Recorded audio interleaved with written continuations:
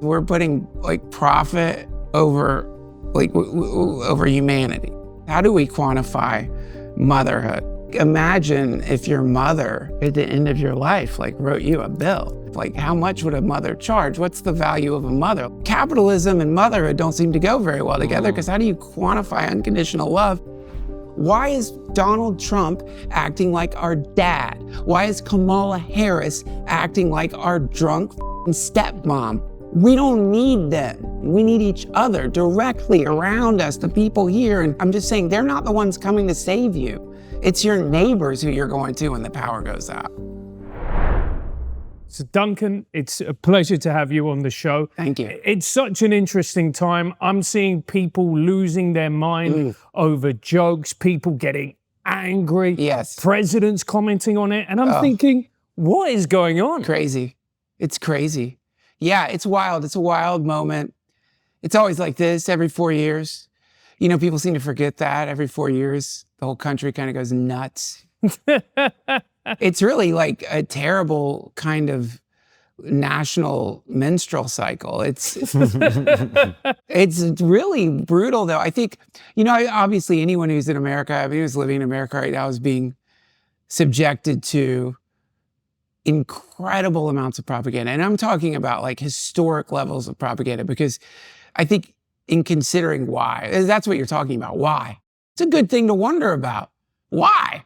It's the United States of America, theoretically, united. We're united. And yet, we are being just shotgun blasted in the amygdala with so much hyper-sophisticated, hardcore propaganda cooked up by people who've spent their entire lives studying how to hack human consciousness, studying exactly how to implant into people's minds seeds that grow into words that feel like they're based on some kind of autonomous self. And which is why you sort of run into the invasion of the body snatchers experience online, where you realize people are not just saying the same idea, they're saying the same sentence over and over and over again. And it creates a real eerie sense when you look at it holistically, which is like, it doesn't seem very normal or human that so many people are saying identical phrases over and over and over again. And then when you look into that and you realize, oh, of course, this is teams of volunteers and paid people on both sides of the political spectrum, and not even on both sides of the political spectrum, but from other countries, who are actively firing these propaganda weapons into the psyche of Americans to try to warp their perception in a way that produces a result that doesn't benefit anyone in the way that the people think it's going to benefit when they vote. I mean, that's the really sad thing to me. I mean, I don't mean to make it very cynical or anything like that, but it appears that a vast amount of the money that we pay via taxes doesn't even go into the country. And so there is something really sinister about that. But I think it's good, like if you're out there and your friend's gone nuts and you've been getting ear beatings, I think this is where you kind of find a place to be compassionate with people, because no one in the history of humanity that I'm aware of, there's never been a time where this much propaganda from so many different sources has been injected into the consciousness of people. Yeah, and it's interesting because you walk around and like, maybe it's me projecting, maybe it's me spending too much time on X or whatever it is, but I just feel like there's an edge. There's an edge. You know why you think that? Because you're a racist fucking Nazi. You know what I mean? That's why. And no, there is an edge, and it's an edge, and there should be an edge. The edge is happening because there's a ghost story being told. We have two incredible storytellers. This is whoever's running these campaigns. They're good at telling stories. This is how you sell a product, is you tell a story about it, you know, whatever the thing is. Have you ever seen The Pervert's Guide to Ideology, Zizek? You ever seen that? No. Oh, it's so funny. It's good. But, you know, he's like out in the desert or something with a Coca-Cola, but a can of Coke, and he drinks it, and he's just like, it's not very good if it's not cold. It's just this sweet shit that if it's cold, it's okay. But look at a Coca-Cola commercial. The story they tell about Coca-Cola, at least in this commercial, is that you are going to have a peak experience. They're trying to pair this, I think it's the one he shows is like a rave or something. I mean, it is the greatest night of somebody's life and they're drinking Coke. You bring these two things together, and now instead of just having some syrupy brown shit that tastes good when it's cold, nice with whiskey, you've got like the key to liberation, freedom, your true self, actualization, getting laid. And so that's the story that you do when you're doing branding. And so you've got, when you hear about the money that pours into these campaigns on both sides, I mean, the donations, the money from corporations, the money coming in from unknown sources, all of that money goes to cooking up a story, a big story and little stories week to week. And those are ghost stories that we're being told right now. The story is one of peril, one of apocalypse, both sides are telling the same story. And the story is, this is the end of America. If this person gets elected, say goodbye to everything you've known. Well, by the time people are watching this, one of the two people has been elected. We don't yet know how the elections turned out as we're recording this. So America is over. Yeah, the irony is people are like listening to this in nuclear waste. Yeah, they were right. Well, they need entertainment, right? Yeah. But I thought you made a really interesting point right at the beginning, and I've been thinking about this a lot, which is, you know, some people will be like, what do you mean the most propaganda ever? What about the Soviet? What about Nazi Germany? What about... But actually, in terms of quantity, there's never been a time when somebody would have been consuming propaganda of one kind or another for like 8 hours a day, right, which is what most people now do. Yes. In the 30s, yes, there was a lot of brainwashing going on, but sure, that was the radio. Maybe a little bit of television starting to come through, right? Newspapers. Yeah. So what would a normal person do? They'd pick up a newspaper in the morning, sure, they'd glance through a few headlines, they'd maybe have the radio on while they're making dinner or something. By the time TV comes along, you'd maybe watch an hour or two of TV before you go to bed, right? Nowadays, you're getting 8, 10 hours. And as you say, it has been very carefully, not just made and designed, but it's been selected by an algorithm that knows exactly what you like and more importantly, exactly what you hate. That's right. Yeah, exactly. And the other reason it's completely different is because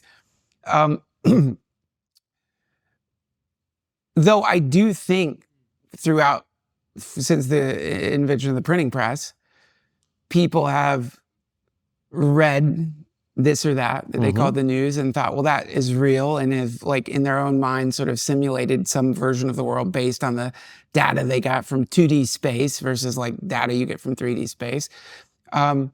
But I think the difference is that because, like you said, someone in the 30s, I mean, when you were walking around in the 30s, 40s, 50s, you would see people looking at their newspaper, but you wouldn't be like in a conversation with somebody and they pull the newspaper out and start reading it. They weren't getting alerts from their newspaper. Oh shit, breaking news. Yeah. Right. So it was sort of modulated day to day.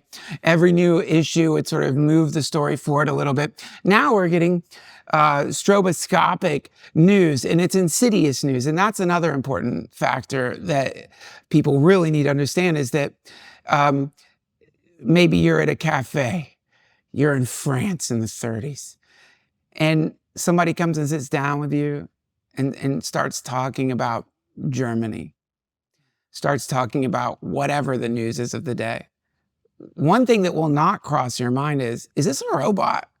And the other thing that's happening is because we've begun to equate our interactions online and with this being actual community. And also we've all made the normal human assumption that the people we're talking to are not large language models, or not AIs, or not robots.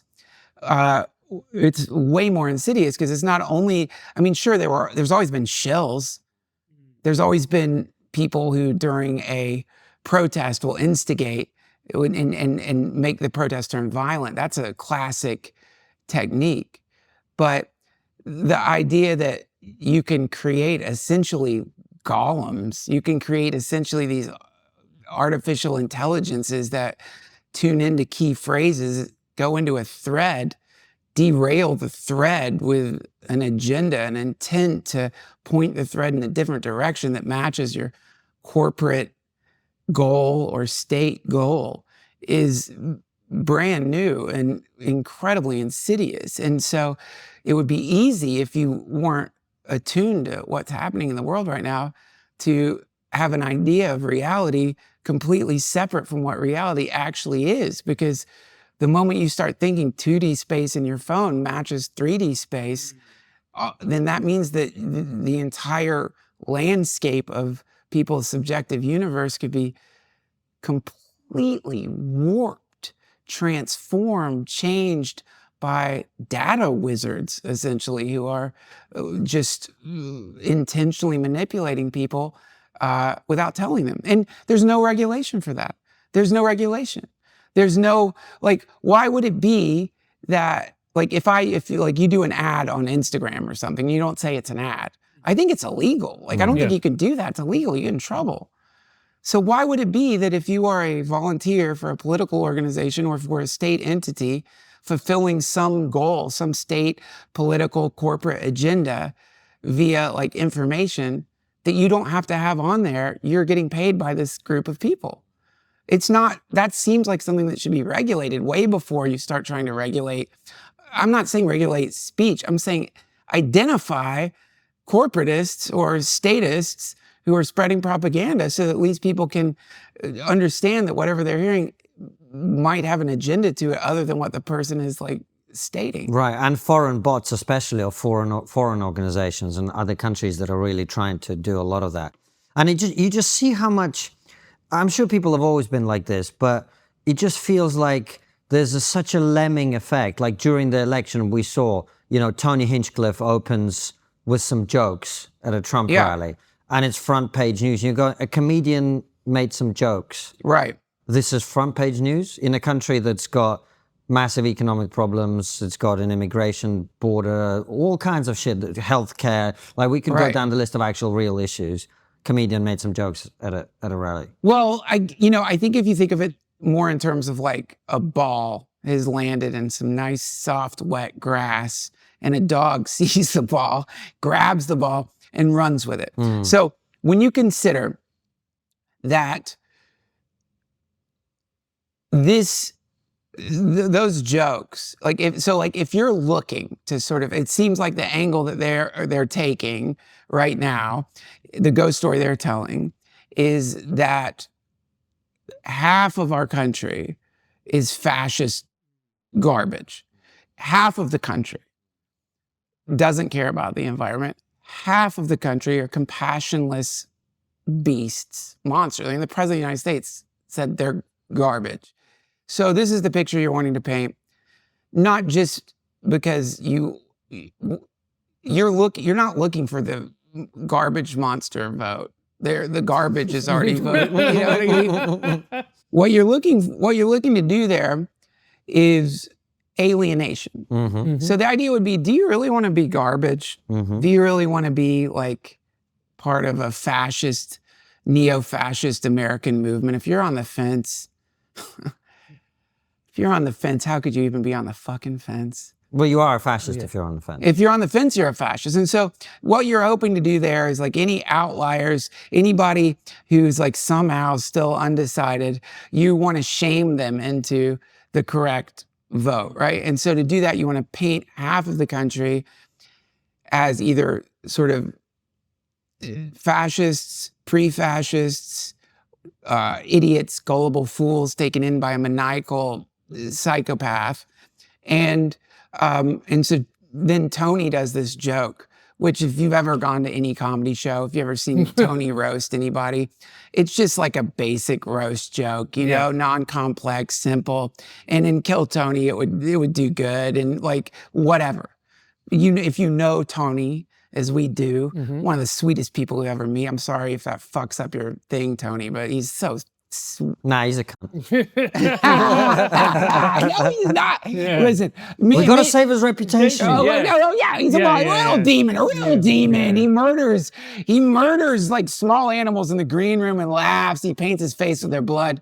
But so that's probably a protected characteristic by now, like a religion of some sort. Man, the main thing is, I think if you like zoom out a little bit, if you zoom out just a little bit and look at a few different aspects of what happened. One thing is like, this got the ball, and the dog in this case is the DNC propaganda, the arm of the DNC that this helps them confirm via some kind of, I don't know what the philosophical, and I always hate it when people are like, that's an ad hominem attack, but what is it, a red herring or something? Like basically you take 4 minutes of stand-up from a roast comedian known for that, and then you apply that to the entire, half the country must be like that, and that's who they really are. Well, it's ridiculous. I mean, and it's also like very condescending to all sides of the argument. It's very condescending that you expect an irrational, logical adult to imagine that because a comedian who on any show you don't want to go first. Yeah. But at a Trump political rally to follow the fucking national anthem and try to do stand-up? Oh, this is like a fever dream. This is something you wake up from screaming if you're a comedian. But regardless, to take that and then use that as a way to paint entire groups of people, many of which are Latino people, as being fascists or whatever, is just, I think, fairly irrational and incredibly sad and doesn't do anything for the greater good, if you ask me. It just perpetuates a ghost story and it asks people to ignore their rational mind. And so that to me is the main thing. I think that if you really want to cut to the core of why everyone's acting so weird right now, it's because both sides of the fence seem very comfortable in inviting us to disregard our rational mind. And this is what they do in any cult. In any cult, that part of you that is still, what do they call it? The still quiet voice, that part of you. They want to encourage you to stifle that. And because that voice will say things that go, if you're on the right, it'll say things that might go against what the right wants you to think or what you equate with team right. If you're on the left, that voice starts speaking up. You want to suppress it because you don't want to be a Nazi. You want to be a good person.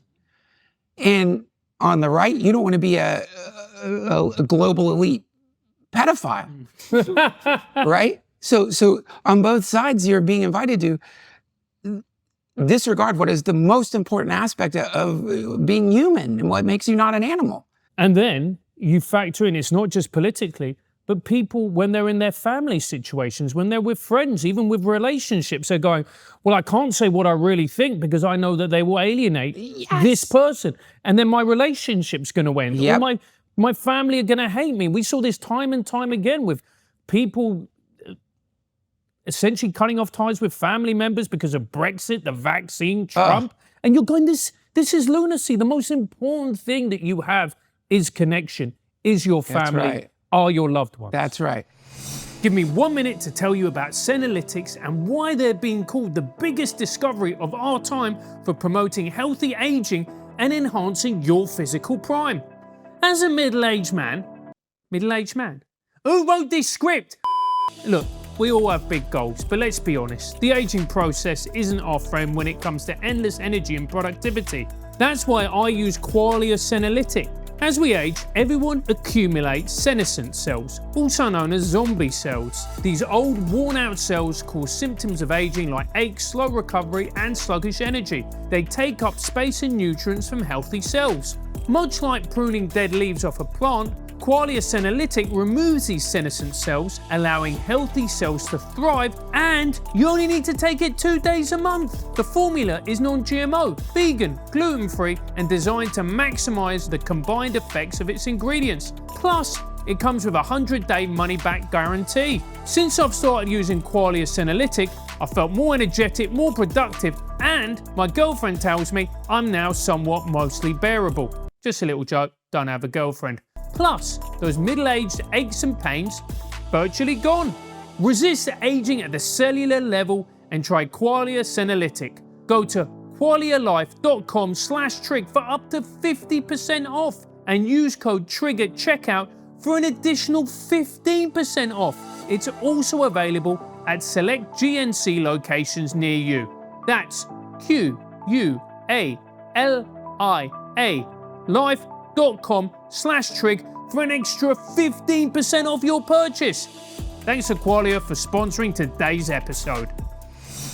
What ends up happening here is the classic set of conditions for a cult. And the set of, so if like you're wanting to, or an abusive relationship, both are abusive relationships are incredibly similar to cults actually, which is you want to isolate, you want to gaslight, you want to essentially replace this person's subjective experience of reality with a simulated experience of reality. You're telling them, I mean, this is the classic Orwell, what is it? 1 + 1 is 3. 1 + 1. 2 + 2 is 5. 2 + 2 is 5. That's actually, it's 1 + 1 is 3. Yeah, he was wrong. But so that is what is going on. And the last thing that you want, if you're trying to cast this subjective distortion spell on somebody, the last thing that you want is for them to go to their friend and be like, hey, dude, 2 + 2 is 5, actually. Because their friends are like, what the fuck are you talking about? Who told you that? Oh, this guru that I met told me 2 + 2 is 5. Well, he's an idiot. Everyone knows 2 + 2 is 3. But you know what I'm saying? Yeah, absolutely. So of course you would want to make people turn their backs on their families, on their loved ones, on anyone other than whatever the particular team is that you're a part of. And you want them to do that not because you give a fuck about them. You want them to do that because you can't successfully execute the propaganda campaign if they have anybody outside of the Galapagos island of data that you're trying to create to produce these mutant statist propagandized people. And that's ridiculous. It's ridiculous and sad and scary. But also the other problem is that there's so many people right now who are looking at the left or looking at the right. And they're saying, oh, what the fuck is wrong with these idiots? How do you get so brainwashed? Are you out of your fucking mind? Don't you understand that you are supporting the military-industrial complex? Don't you understand you're going to get people killed? Don't you understand they don't give a fuck about you? You get mad. But it's like, man, these people, and this is where it gets so sad. These people legitimately want the world to be better. These are people who have kindness, compassion in them. They have humanist ideals. Maybe some of it's utopian humanism, maybe some of it's idiot compassion. But their compassion impulse, that basic human impulse to help, has been hijacked by the state and warped in this terrible way where the idea is we only are compassionate to people within this zone.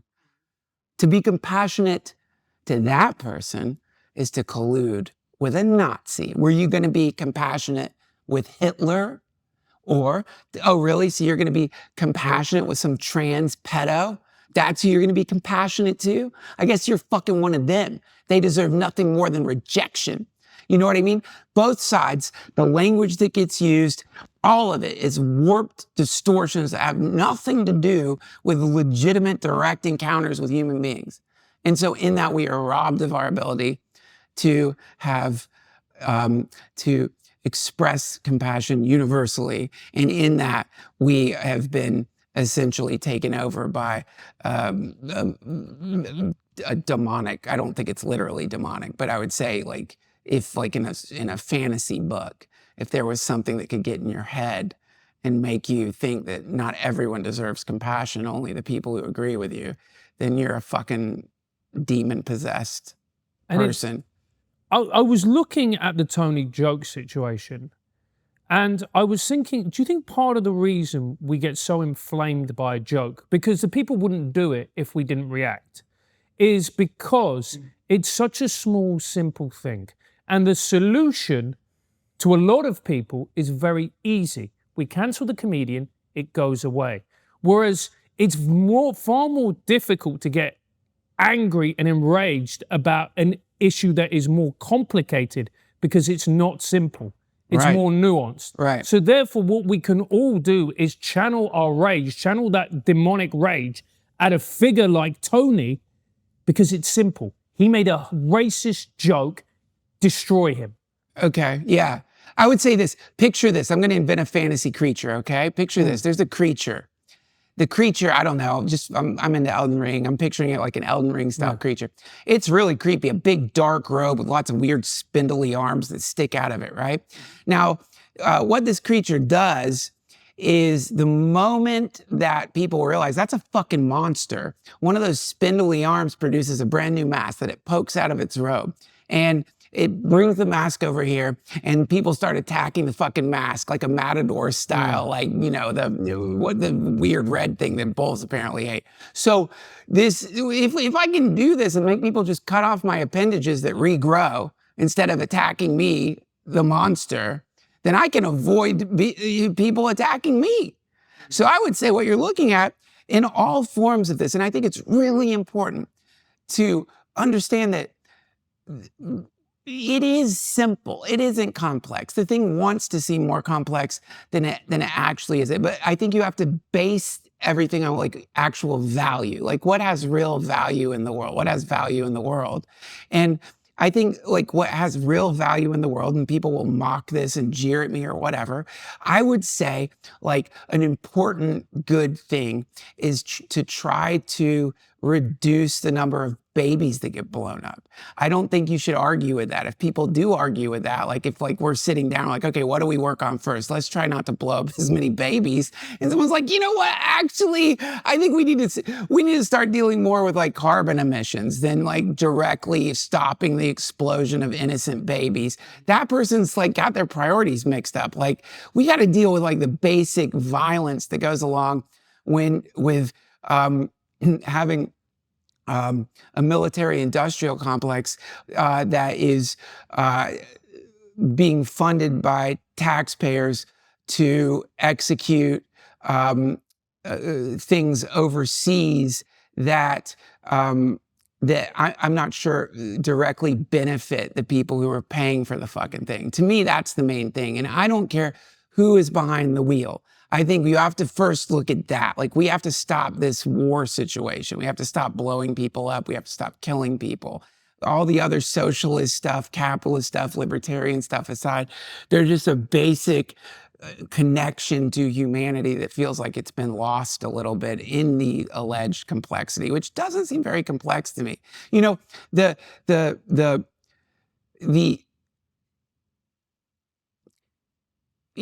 ever read Diogenes? No. So he had this idea of, there's a lot of critiques against him. He was a cynic. Diogenes, I guess I'll lead with the bad shit he did. He would jerk off in public. So he's a comedian. Diogenes would jerk off in public. And he had a great saying about that because obviously people complain. He said, if only I could deal with my hunger by rubbing my belly, how great that would be. You know, he was a funny guy, but he was also loved by Alexander the Great. And he was a great, great philosopher who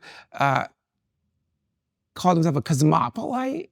He thought that it's important to no longer identify with the state country of origin, but rather to recognize that you are a citizen of planet Earth, not in some hippie cheesy way, but literally we are on a planet that we all share together, but also the Greek roots of that could also mean literally the galaxy. So this fixation on the identity as being localized within the state or city or country creates a distortion in what we actually are, which is we are born onto a planet with borders created by people we'll never meet or dead. And within these borders, you have cultural sort of, you have traditions within these borders. And these traditions, that's what Diogenes was mocking. He was saying, this is absolutely insane that we are fighting over these traditions and ways of being that don't reflect nature, which was his big thing, was to harmonize with nature. And which is why Alexander the Great loved him. And there's so many awesome stories about like the many disses he gave to power, like Alexander the Great encounters him on the road. And these could be all myth, but supposedly Alexander the Great says to him, I will give you anything you want. Whatever you want, I will give you. It's a great emperor. And he said, can you move a little to the left? You're blocking my sun. And this was his big fuck you to power. Yeah. And that fuck you to power, that fuck you to the peacocking pomposity of people who have established themselves as the shepherds of humanity, who wear their costumes and parade about with their proclamations regarding what we need, that we depend on them. This paternalistic fucking relationship with humanity, that is what needs to be rejected. And it is that paternalistic, hierarchical relationship with hypnotic power mongers that is causing all the problems. They're not our daddy. You'll never meet them. Why is Donald Trump acting like our dad? Why is Kamala Harris acting like our drunk fucking stepmom? We don't need them. That's the bottom line. We need each other directly around us, the people here. And it's not fucking, Kamala Harris wasn't the one setting up tables of fucking food in North Carolina when all the shit got washed away. Donald Trump wasn't out there fucking hauling lumber. You know what I mean? And I don't think we should expect either of them to do that. I'm just saying they're not the ones coming to save you. It's your neighbors who you're going to when the power goes out. And people have forgotten that. And people are turning to the state in some desperate, pathetic hope that the state is going to rescue them from some perceived threat. They don't know their fucking neighbors' names. Like, come on, man, get your priorities straight. But isn't the problem the fact that we've disempowered people, Duncan? We've disempowered people. And now people feel that the only way that they can be safe is to give up what little power and agency they have to the government, who will come and protect them. And I mean, COVID was the perfect example of this. People were so willing to give up autonomy, to give up their power, to give up freedom, if it meant that they could be given this thing called safety, which actually didn't really exist anyway. Well, I think, I love Carl Jung, and I think if you look at these big social movements as a projection of the collective shadow, COVID's fantastic, because what was the instruction with COVID? Social distancing. COVID, if the goal is to separate us from our neighbors and make us latch onto the state like that poor monkey that did you ever see that terrible experiment with a wire monkey? Oh, it's the most fucked up thing. I hate it so much. They take this little monkey away from its mama. They give it a wire monkey. It's got they use bicycle reflectors for its eyes, made it kind of look like a monkey. This poor little monkey baby, it would rather cling to this fake ass wire monkey than food, because they just thought that was his mommy. And so if what we're looking at here is some kind of movement to disconnect people from the actual joy of being human, which is connecting with others, and then connect with the state, then COVID, it was a perfect way to do that. You had to cover your face. You had to distance from people. You had to fucking hate people who didn't wear the mask or hate people who did wear the fucking mask. It created these bizarre teams and the craziest team outfits you've ever seen. And what did it do? It separated us. It separate. And any time you see an invitation to disconnect from this group or that, or separated from this group or that, or most importantly, to not forgive, then you should be very suspicious, because that is serving the purpose of creating a fragmented planetary civilization And that can only lead to aggression, violence, and suffering. And that is not political. That is not a political statement. Sure.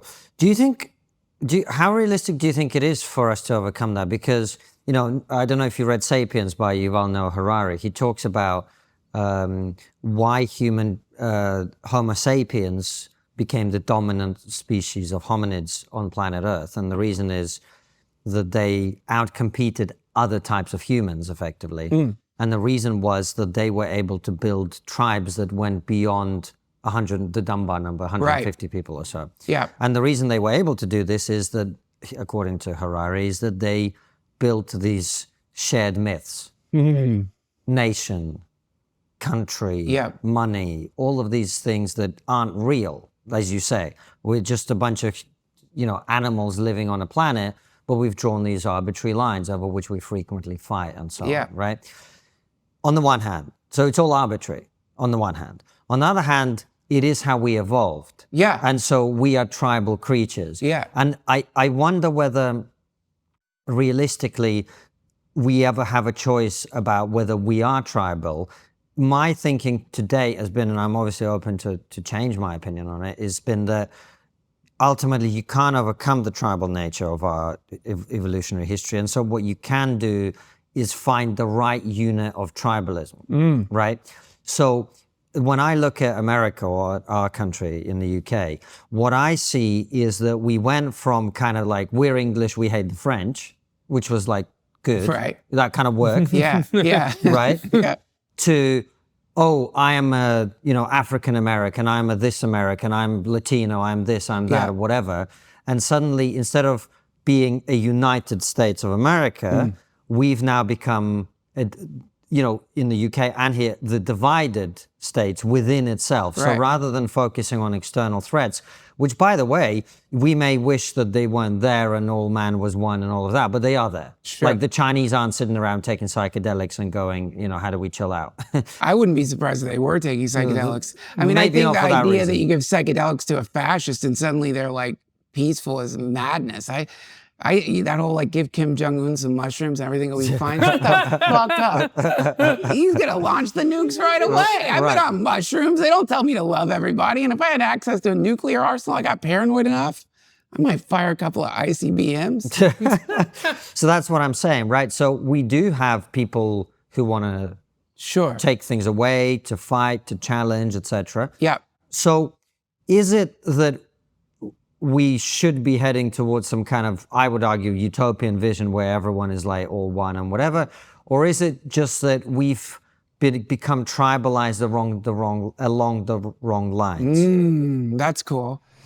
We recently reached a huge YouTube milestone with 1 million subscribers. Amid the celebrations, however, there have been a few cynical voices too. Some people are asking, how did two guys with weird hair and no obvious talent manage to create some of the most sensible, balanced, non-partisan conversations on the internet? How do they attract massive guests? Some people have even gone as far as to ask, who funds you? And the time has come to confess the truth. For the last 6 years, we've only been able to produce the show because of financial support from some nefarious, problematic people of highly questionable moral integrity. You. Many thousands of you. That's why the show no longer looks like a Beatles tribute act doing a seance.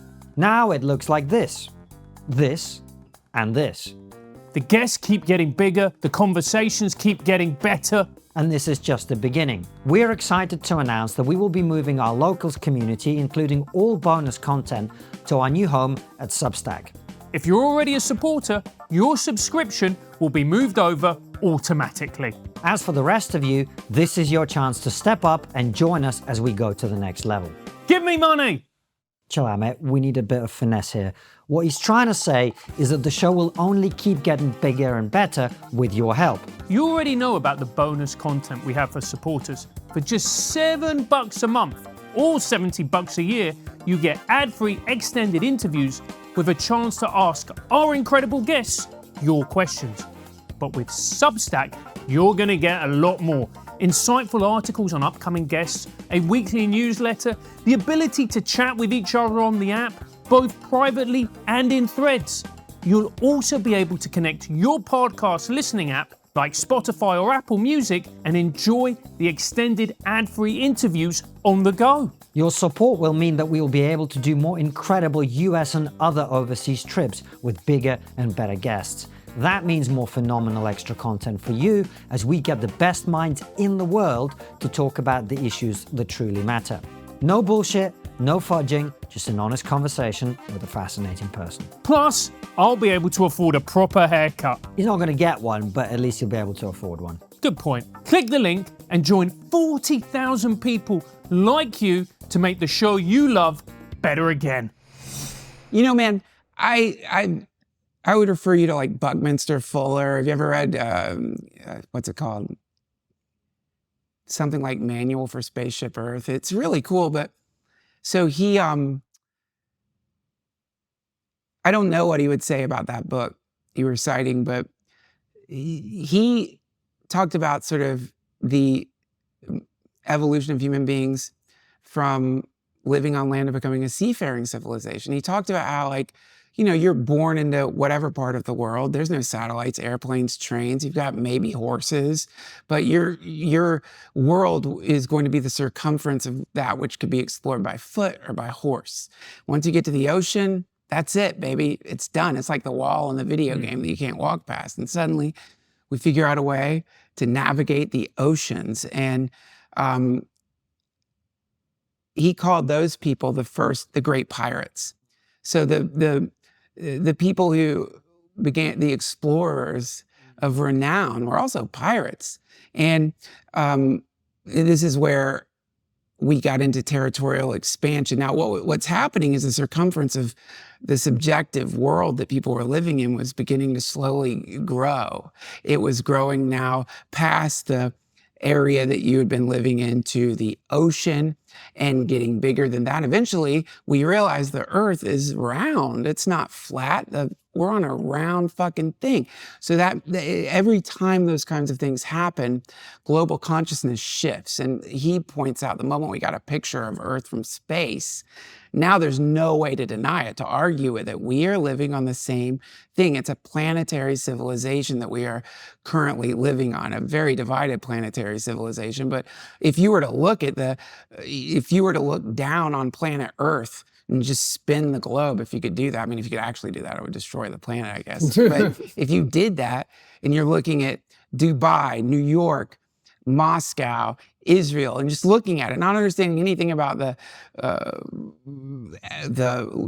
cultures there, or the laws there, or the leaders there, it all kind of looks like the same ant's nest, right? It kind of looks like the same thing. You might be astounded to find out that people who are getting in their car and driving in the pulsation of traffic that happens every morning and night according to where the planet is rotating in accordance to the sun, you might be astounded to think that each one of those people thought they were doing something different. You look down and see what's going on, you would see a clearly like a clock, you know, the inner workings of a fucking clock, this pulsing of life that is just completely based on the solar cycle. And you would be astounded to imagine that people on one side of the planet at any given moment might launch nuclear missiles at people on the other side of the planet because they were so very different from them. That would be astounding. Now, from Buckminster Fuller's perspective, because it was the early explorers or pirates who were the conquerors and who created the areas that we call countries. And obviously they weren't all sailors. They're like, many of them were like, I don't think Genghis Khan ever got in a fucking boat, did he? I don't know, maybe. But the point being, the conquering mentality, and it's what became our laws. It became the legal system. We in America, you know, the first, quote, democracy was pirate ships. They were democratic. They were diverse. They didn't give a fuck, and they would vote. And so what ended up happening is, like, maritime law, basically pirate code became encoded within a lot of the systems, the legal systems of these countries. And so Buckminster Fuller was saying, we are now living on a planet. We know it is a planet. We know it's one thing, but the way we are executing life on this planet is with pirate code based on a complete lack of understanding of the system that they were actually on. And this is why we are having so many problems right now, is because we don't know how to adapt to the reality of living on a planet. And I'm not talking about hierarchical, top-down, one-world government, antichrist systems where the new world order controls the mind of the people and there is no more freedom. I'm talking about at all. I'm not talking about that. I'm talking about a fundamental connection with reality, which is you live on a planet that has been here for what is it, 3.8 billion years? Something like that, a very old planet. You live on a very old planet that has a set of laws according to these imaginary boundaries drawn by conquerors that vary from place to place, but essentially result in the same damn thing. A lot of skyscraper cities, cars going around, 40-hour work weeks, some various forms of slavery, human bondage, justification of hyper-violence based on these boundaries. And it might be that the reason that's happening is because of a distortion in our ability to comprehend what is actually going down. And you're not going to have the state is not going to tell you that.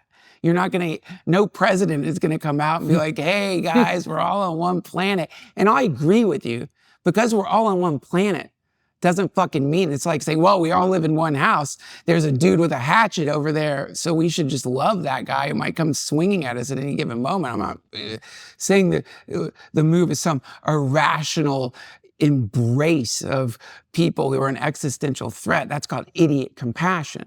But I think the first step would be to shake off any propaganda that's given you a sense that you aren't a planetary citizen, that your birthright isn't being an earthling. Throw that off. Don't be afraid. It's kind of scary to do. You feel dirty just to say, I'm not an American.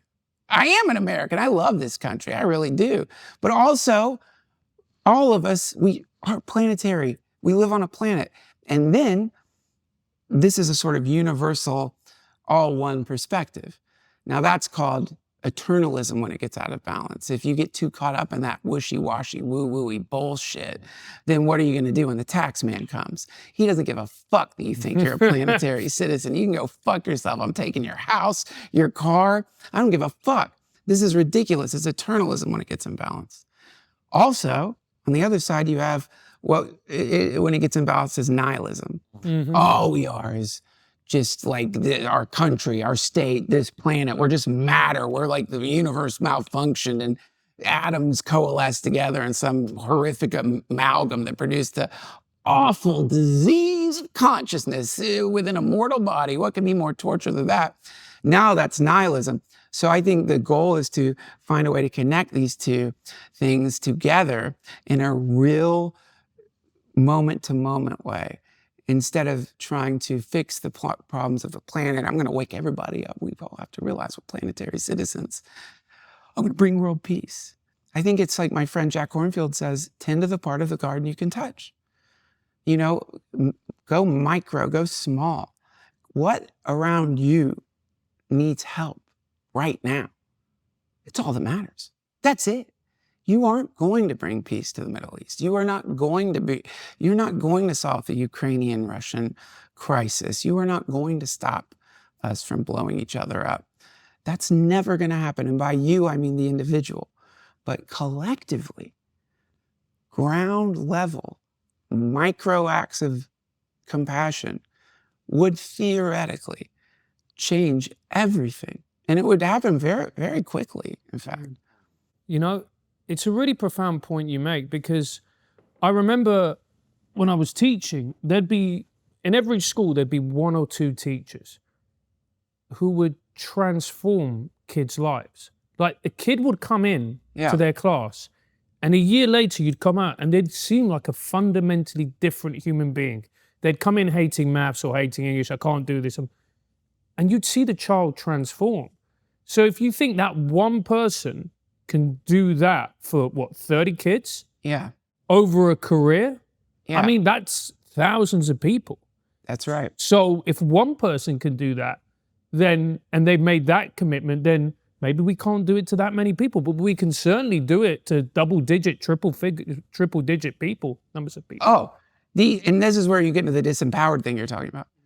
This is if you exist within the system, which is you are inside an infinite system, and within you is another insane system when you consider like the perfect harmonization of your cells, your biological internal universe, and then you consider the atomic universe and the subatomic universe, and there you are like on the outside of the bubble in another bubble. It's profound to be part of this thing at all. I mean, and so I think the first step is recognition of what you actually are within, the system that you're actually within as much as you're capable will re-empower you right away, because you begin to see, holy shit, man, think how long it takes erosion to to change a landscape.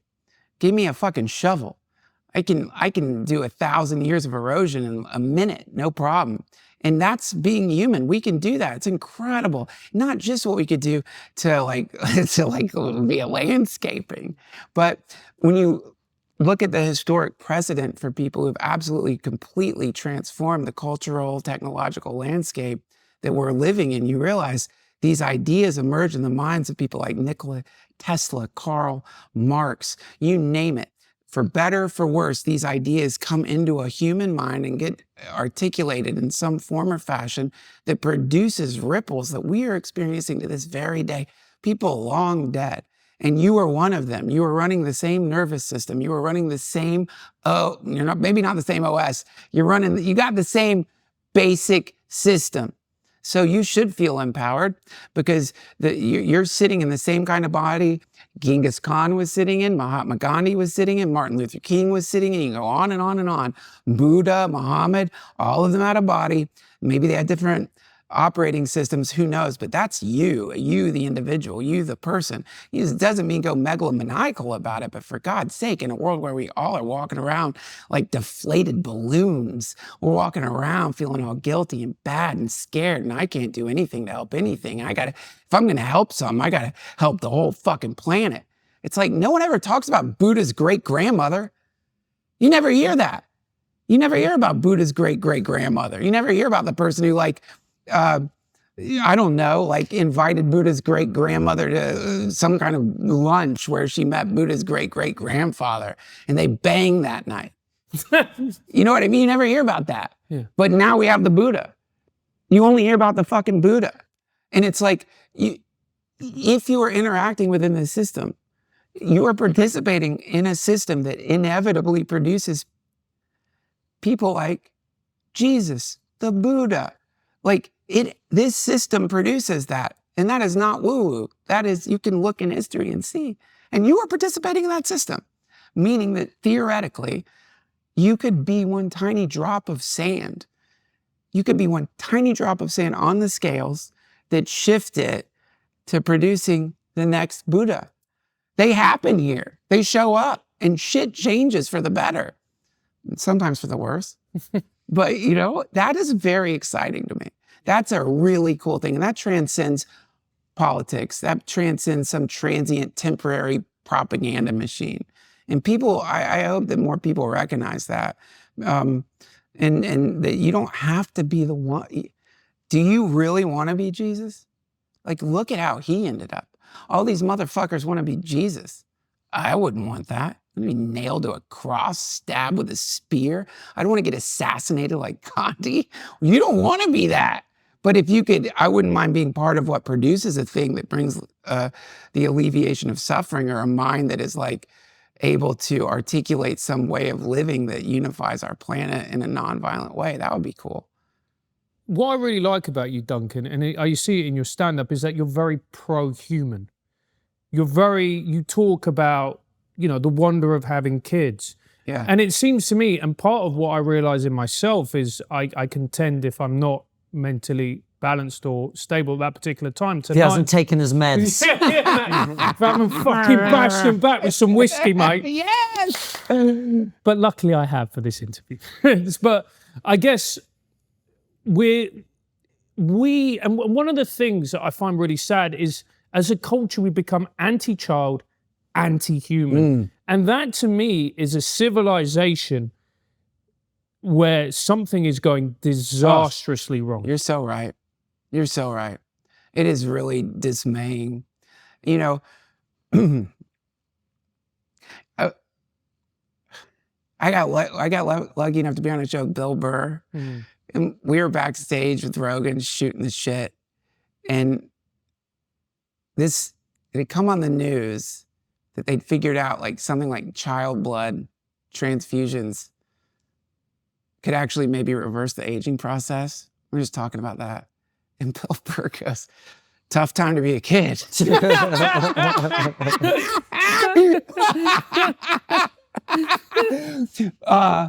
But I do feel like it's a tough time to be a kid, and the reason I think is because we're putting like profit over over humanity. Like making a profit seems to be the goal, and so what ends up happening there is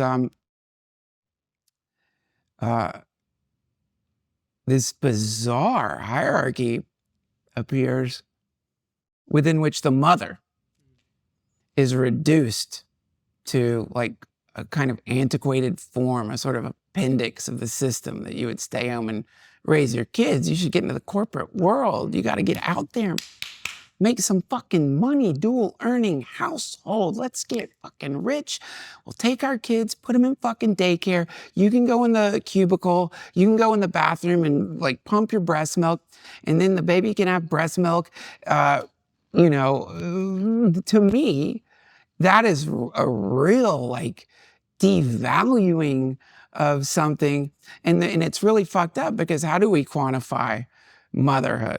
In other words, like, you know, like imagine if your mother at the end of your life, like wrote you a bill at the end of your life, like how much would a mother charge? What's the value of a mother? Like we know what minimum wage is, but they also grew you in their womb. Capitalism and motherhood don't seem to go very well together because how do you quantify unconditional love and destroying your pussy for a fucking thing that's going to call you a bitch because you don't let him go smoke weed at a fucking slumber party? It's like there's no way to like quantify. I don't know the economic metric for this, and so what ends up happening again is propaganda. Like the idea being like, I want to I want to get people working, not working because having a kid and being a mom, that doesn't count as work. That's something different, almost like a vacation. And the implication when there is some shaming of mothers because they want to be stay-at-home moms is the implication is, look, being a mom's a part-time fucking job. So, you know what I mean? It's a dilution of what is in anyone who's been around a fucking mom, 3 kids. It's just like being the center of a vortex of life. It's a constant need, you have to be there. And then you add to that you were invited to leave your kids at daycares and shit. You know what I mean? It's like everyone like bashes communism. They talk about they want to take the kids away, let the state raise the kids. And that's true, I think. I think they actually did want to do that. Yeah, they did do that. I was raised in a communist society where that happened with me. They would take... Oh, I would go to nursery at like before I was 1. There you go. Right. And the nursery, you're getting state propaganda, right? The nursery, you're getting communist propaganda. I think at 1, I don't think they bothered at that age. There wasn't any saluting of the flag. They weren't trying hard enough. No, there was no ham and sickle. You know, there. 1-year-olds love communism. Yeah, they do. No, they fucking don't. Kids hate communism. My kids don't want to share shit. Dude, I'd love for my kids to be fucking communists. That'd be incredible. I gotta buy everything for these boys. It'd be incredible if they could share. I should give them Karl Marx. But so this in the 2-year-olds are fucking hard to indoctrinate, aren't they? Dude, I have not been able to yet. It's and impossible. It is really difficult. L. Ron Hubbard's a wonderful person. I think we can do it. You drop your kids off at daycare. Now, this is different from communism because they go to daycare and they're not getting some communist indoctrination. I don't know what they're getting, like Blippy or something. But if you look at it, if you zoom out enough, it's the same goddamn thing. For an economic system, you're leaving your children with somebody else. And So to me, yeah, this is a really sad thing, and it's a really sad thing when the fashionable attitude right now is antinatalism is like all over the fucking place. It seems to be some kind of like, it's running rampant, at least in the blogosphere, which I don't think is real necessarily, but there's a general sense that to have a child is to hate the earth, that to have a child is to either wish for the child to experience just a hellscape style planet, or that the carbon emissions from that kid's fucking macaroni and cheese farts is going to be the last nail in the coffin for the ice caps, and the whole thing's going to melt. I know, it's crazy, man. But also there's so much, you talk about propaganda. If you think about your point about motherhood, there's so much propaganda in that area where, like, my wife spent a period of time just being at home with our son. And there's very few people who will be like, that's a great thing to have done. I know. A lot of people are like, oh, you're a stay-at-home mother. Oh, is that it? And that's crazy. But also we know from all the polling that most women would like the opportunity to be with their kids if they can. Of course. Of course. But at the same time, especially if a man like you or me comes along and goes, well, maybe we should, think about how we arrange society to make that available. And goes, what, you want to chain women back to the radiator where they've been all their evolution? And so there's a kind of propaganda war over women's minds that's going on. And a lot of women have internalized that propaganda now. And they are the ones that are at the front of anyone who says, guys, maybe this isn't working out. Right. Yeah. Well, I mean, I think any kind of social experiment has like real risks. Any kind of utopian vision of the world or something like that has incredible risks. And, I've heard this, I don't know if it's true, I'll probably mispronounce it. I've heard that the actual word for Hinduism is Sanatan Dharma, which means the eternal way.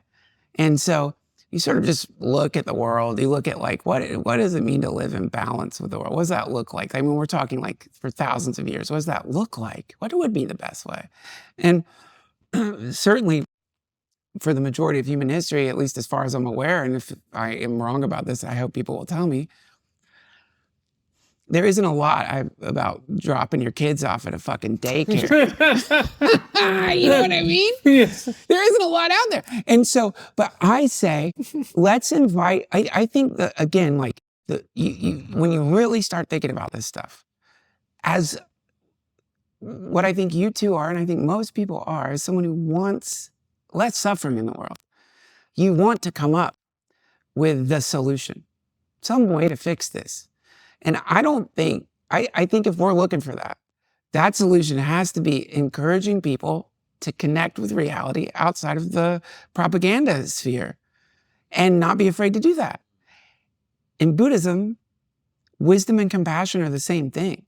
Like, the understanding of emptiness or the understanding of the actual reality that we're living in spontaneously gives birth to compassion. Now, maybe I'm a naive fucking idiot, but I really do think that's true. And I think that's exciting because what that means, that can be really controlled by propaganda. You don't need books for it. You don't need books. You don't need anything other than what you've got, what you're walking around in, and a little bit of courage to just for a second, put all the propaganda up on a shelf and look around and ask yourself, what is this? What is really happening? Not symbolically in my mind, not my set of what are they called? Emoticons, emojis, not my set of symbols that have been implanted in my mind to act as a filter between me and reality, but what is really happening here? I think the more you start connecting with what's really happening, then you don't even need a long-term plan. Moment to moment, you find yourself making decisions that create a more novel and fulfilling life. Duncan, it's been great having you on. we barely scratched the surface, to be Thank you honest. for So let's having do me. this again, man. You guys have such esteemed guests. I was nervous being on here, and I think the Yeah, people... you should have been. I was. Yeah, I'm look an at idiot. how badly you fucked up. I mean, I'm sorry. That's how you know you're a comedian. yeah. No, man, it was awesome Thank you. to chat. And like I said, I think we only got a little bit into it, but we'll continue. So it was great to meet you. Before we ask you questions from our supporters on Substack, the last question we always ask is, what's the one thing we're not talking about as a society that you think we should be? Before Duncan answers the final question, at the end of the interview, make sure to click the link in the description. It'll take you to our Substack where you'll be able to see this. Do you think everyone needs to have a psychedelic experience before they die? She says, I have FOMO about it. Fear of missing out. 95% of comedians smoke marijuana. The other 5% aren't funny. Oh my God, I'm so glad they asked this question. This is so good. Okay. Finally, we can address this. Quantum computers. That's all anyone should be fucking talking about right now. If you really want to find, and I don't mean to go sinister all of a sudden, but if you really want a line in the sand where you can find a place, not Book of Revelations, but where the apocalypse is going to happen, look into quantum computing and look into the reality that in like 5 to 8 years. Oh, for fuck. Another thing? All currently Yeah, known. it's not AI, it's quantum computing. Oh, right. Yeah. AI, fuck, AI. And monkeypox. Yeah, this makes monkeypox seem like chickenpox. We're talking about the of encryption as we know. We're talking we have 5 years, maybe 7, depends on what we look at. We have 5 to 7 years. So imagine this. In 5 years, all car locks are not going to work anymore. Anyone who wants to get in a car and drive it around can, they're just not going to work anymore in 5 to 7 years. So we have to replace all car locks. Well, we'll go back to mechanical, surely. What? We'll go back to mechanical locks then. Well, yeah, but the problem is, how the fuck do we do that with encrypted data that has been sniffed up and vacuumed up already and exists in servers? Encrypted data that it would take 7,000 years for a supercomputer to decrypt will take a minute for a quantum computer to do that, meaning any data back in the, I don't know, 90s, when people were sending encrypted emails and making encrypted phone calls, I don't think they were thinking there's going to be quantum computers that somehow are able to use superpositioning to solve problems at the quantum level. Quantum computers where it has to be the coldest thing in the universe just to fucking function. It looks like something out of an H.P. Lovecraft story if you look at the damn things. No one thought that was coming. There, I think, are terabytes of encrypted data just sitting in servers with people waiting for quantum computers to catch up so they can decrypt it, meaning all state secrets, anything that's been siphoned up, any encrypted data that anyone has that is just sitting somewhere on a hard drive. We're 5 to 7 years away from whoever the fuck has access to these computers decrypting them, and all the secrets people will know. And so when you realize there's literally there's an hourglass right now, there's a ticking clock. We're on the other side of it. Anything you think is out there, and you're like, well, you know, it's encrypted with this incredible technology that I barely understand. You better hope. Incognito mode is not going to cut it. What? Incognito mode on the browser is not going to cut it. No! Incognito mode, though, gives you a wonderful sense of security when you're jerking off to German foot fetish porn. Yeah. So I would say quantum computing is a really interesting thing to think about, and also think about that it could be that timeline is wrong. And what happens if someone does achieve one of these quantum decryption computers? Why would they tell anybody? And if you look out at global events, I would say take a look at if you're seeing anything happening that seems like magic, that it just seems like some state knows where someone is at any given moment. That doesn't make any sense. You might ask yourself, do they have a fucking quantum computer? And, you know, I have no data on this at all. Obviously, I'm a rambling woo-woo comedian, but man, I scratching my chin wondering, does Israel have a fucking quantum computer? You look back, they just opened up like a big quantum computing center out there, and then all of a sudden, they've got pagers blowing up in people's pockets. They know where everybody is at any given moment. Shit, man, it's worth looking into. It's worth thinking about. Like, that's going to change everything. So yeah, I think we should be talking more about quantum computers. Well, you've just been disinvited, mate. All right. Depressed me. Head on over to Substack where we ask Duncan your questions. It seems there are a few people out there who promote use of psychedelics without considering the very real potential consequences. Why is this?